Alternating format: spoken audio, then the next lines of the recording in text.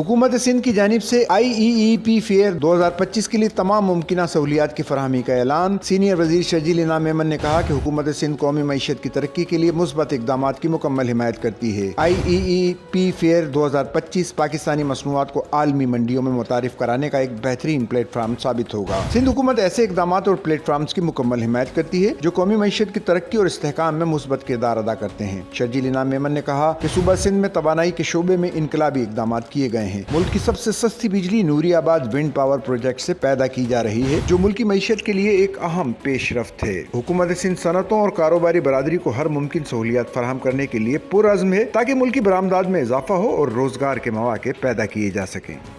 Sachal news network की videos में खुश आमदेद। नाजरीन, वीडियो से मुतालिक अपनी कीमती राय का इजहार कमेंट बॉक्स में ज़रूर करें और चैनल को सब्सक्राइब करें।